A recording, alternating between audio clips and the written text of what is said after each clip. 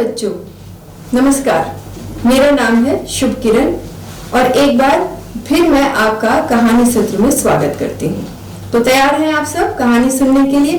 अच्छा, पहले ये बताइए कि आपने अपने आसपास कभी किसी मूर्ख को देखा है? और अगर देखा है तो आपकी क्या प्रतिक्रिया होती है?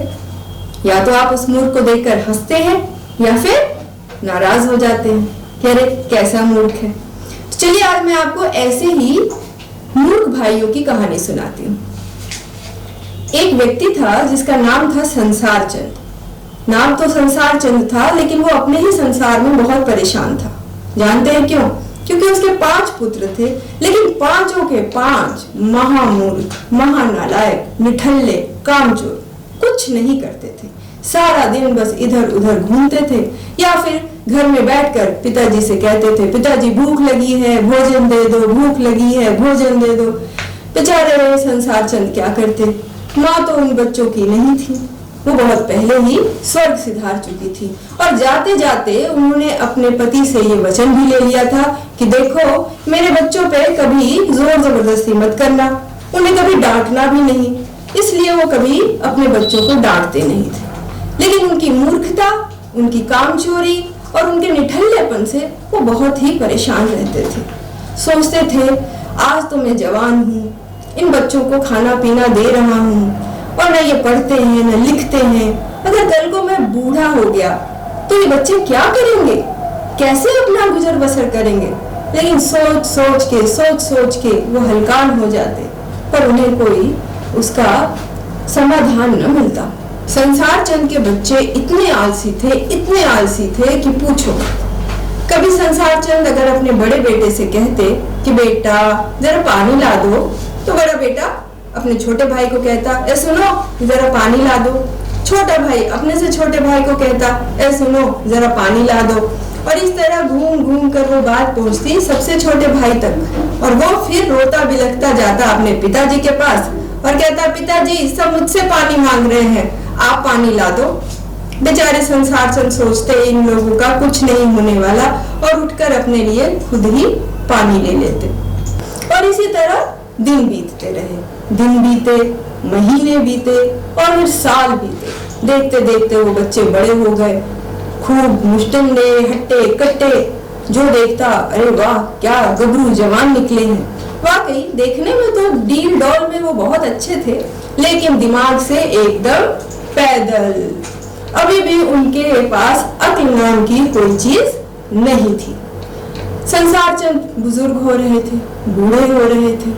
उनकी अब धीरे धीरे जो कार्य क्षमता थी वो भी कमजोर हो रही थी। पर क्या करते, किसी तरह उन बच्चों का भरण पोषण कर रहे थे। एक दिन संसार चंद के पड़ोसी उनके घर पे आए। दरवाजा खटखटाया। जब दरवाजा खोला तो सामने पड़ोसी एक बड़े से बाल्टी में 5 लीटर दूध लिए खड़े थे।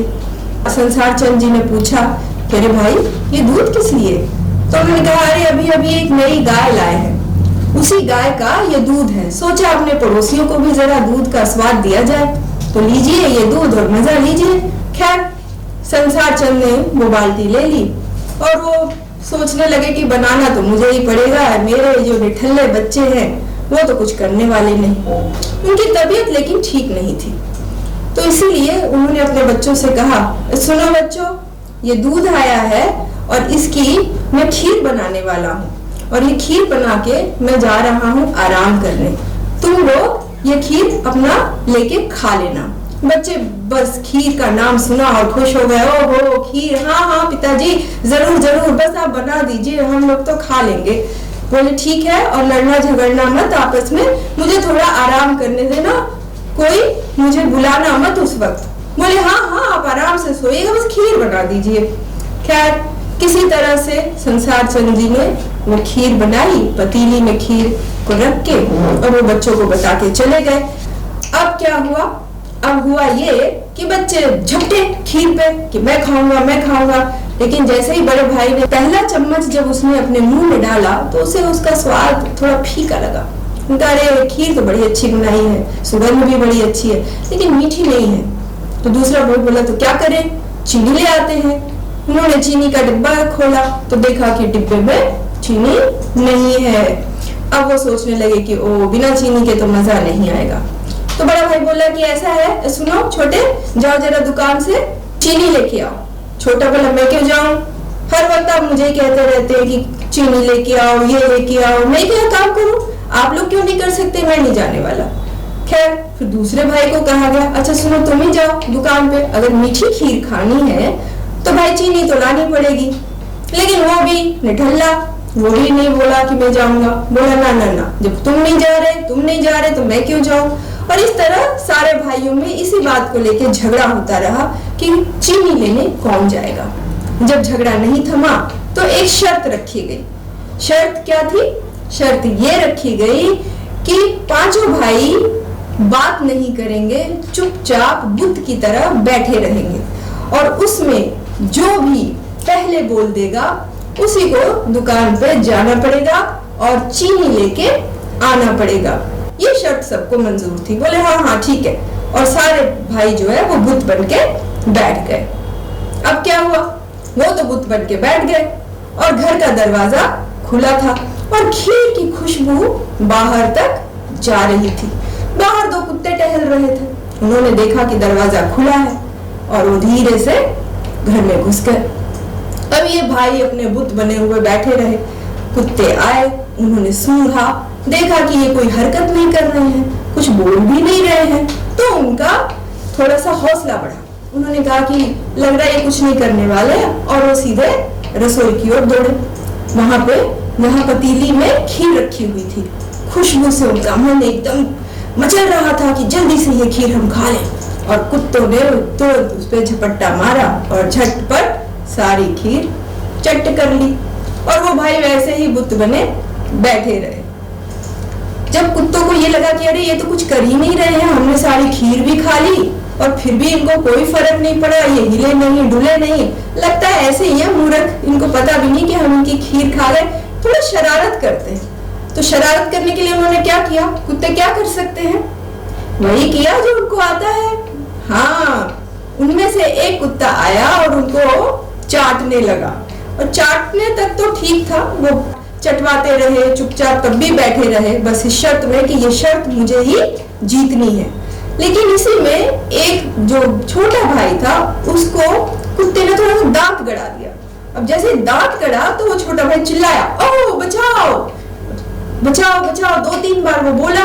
अब सारे जो बाकी भाई थे वो खुश होके शोर मचाने लगे, अरे तुम शर्त हार गए, हम शर्त जीत गए, तुम शर्त हार गए। और वो शोर खूब जोर जोर से, अब लेके आओ चीनी, जाओ तुम ही चीनी लेके आओ। और वो सारा शोर जो था वो जब संसार चंद के कानों में पहुंचा तो उन्होंने कहा क्या बात है, इतना शोर क्यों मचा रहे हैं, क्या हो गया। तो बेचारे बीमार तो थे लेकिन किसी तरह से उसी में उठ के आए और बोले कि क्यों लड़ रहे हो, क्या बात हो गई, क्यों शोर मचा रहे हो।